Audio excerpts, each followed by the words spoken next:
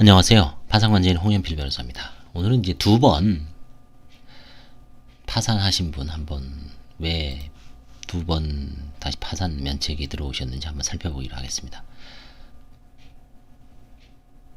이분은 이제 도곡동에 사셨습니다. 채무자 명의로 1000에 80, 역삼동에 1000에 80, 이제 주로 월세를 살았죠. 1000에 80, 1000에 80, 1000에 100.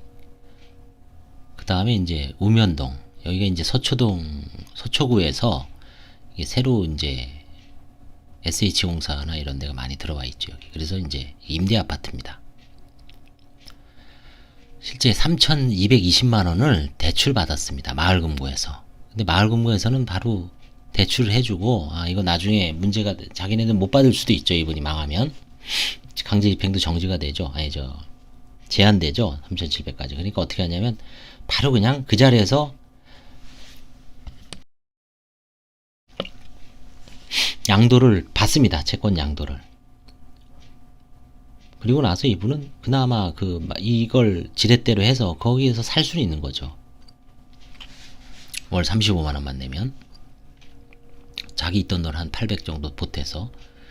이런 게 되게 많습니다. SH공사라든가 LH공사, 서민용 그 임대 아파트는 대부분 이런 식으로 뭐 그걸 허용을 하고 광범위하게 뭐 이게 그냥 계속 연장해서 사는 것 같습니다. 이자만 내고.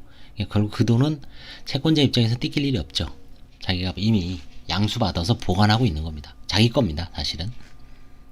그게 어떻게 보면 맞죠. LH공사는 아예 자기 명의로 계약을 하잖아요. 8천만 원. 본인 부담금은 5%인가 2.5% 내게 하고, 8천만 원이면 뭐 200에서 한 400 정도를 채무자가 부담하게 하고, 나머지를 7,600은 뭐 공적 자금으로 일단 계약서를 쓰고 이 사람은 거기서 살게 하죠. 그분은 7천만 원에 대한 아주 싼 이자, 뭐 요즘 뭐 한 3% 4%니까 7321, 한 20만 원에다가 관리비 정도만 내죠. 그게 월세죠. 시중 일반 금리를 적용한 월세보다는 훨씬 싸죠.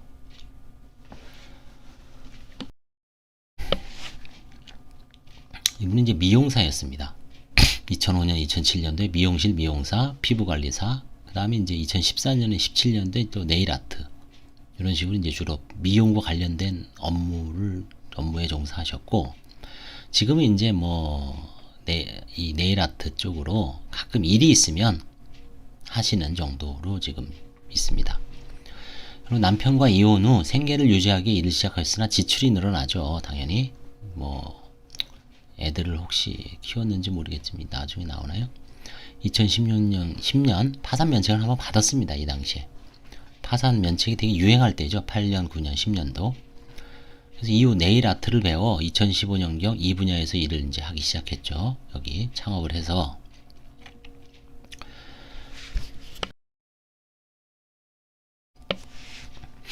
근데 네일 아트도 어떻습니까? 이것도 되게 여러 곳에 있죠. 그쵸? 아예 집에서 직접 하시는 분도 있고, 그쵸?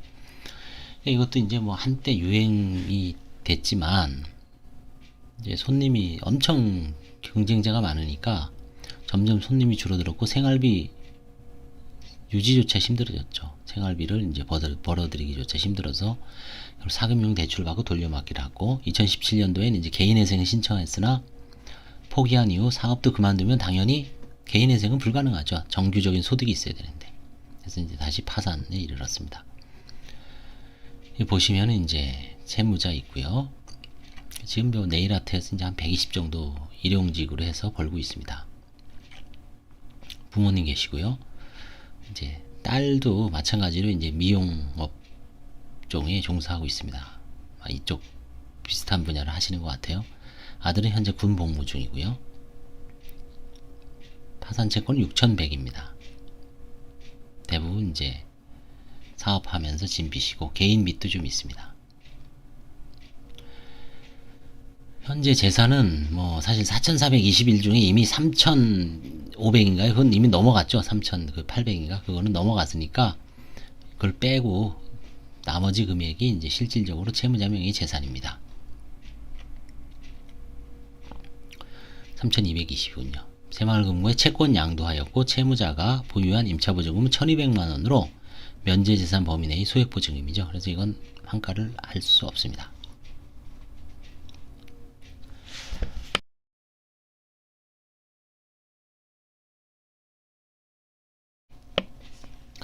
이제 이해하신 분이 있어요. 채권자 중에. 근데 아마 어떤 사우나, 한증막 같은데 여러 코너가 있잖아요. 뭐 피부관리, 그 다음에 뭐 네일아트, 그 다음에 무슨 뭐 여자들 뭐 있죠? 뭐 화장하는데, 마사지 하는데 무슨 뭐 여러 군데가 있죠. 근데 그런 코너 중에 네일아트를 이제 운영하겠다면서 이제 900만 원을 빌려간 겁니다.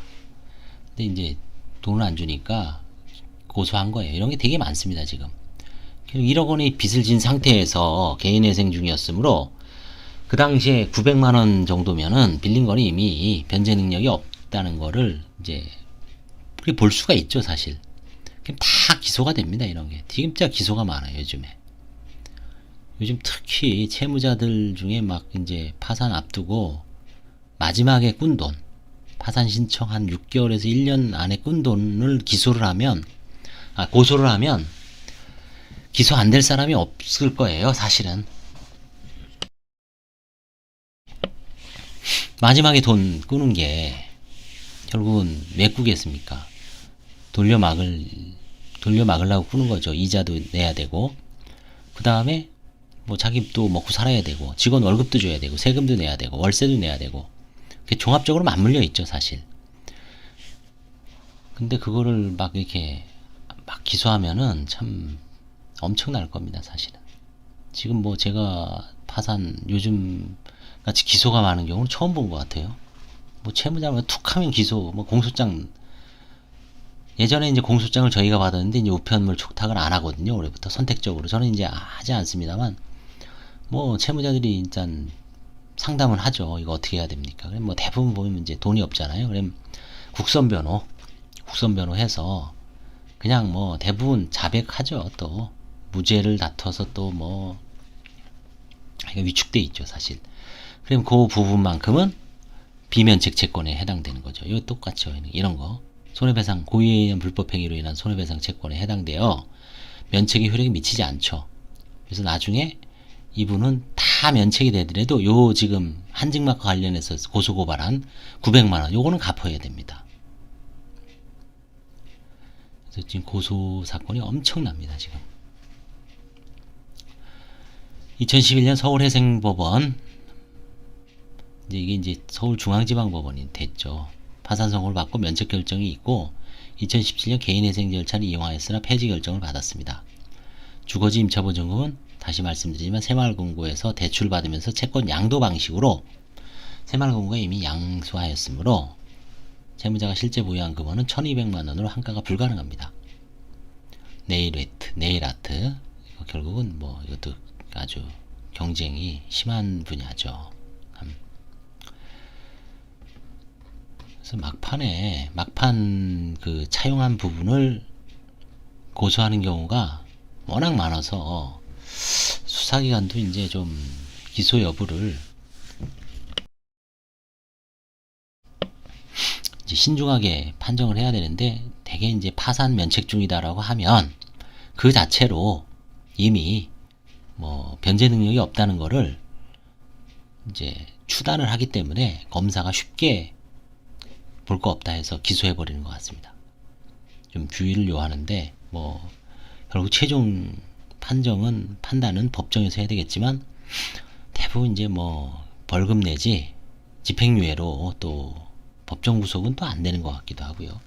아주 무슨 뭐 악질적이지 않는 한 채권자도 참 어느 정도는 또 뭐 신용 같은 거를 잘 조사를 해야 되는데, 금융기관은 고소를 안 하죠. 금융기관 주로 개인입니다. 개인, 이런 것처럼 주로 개인 대 개인, 거기에 대부분 이제 고소, 기소가 아주 유행인 것 같습니다. 감사합니다. 도움이 되셨다면 좋아요와 구독 부탁드리겠습니다.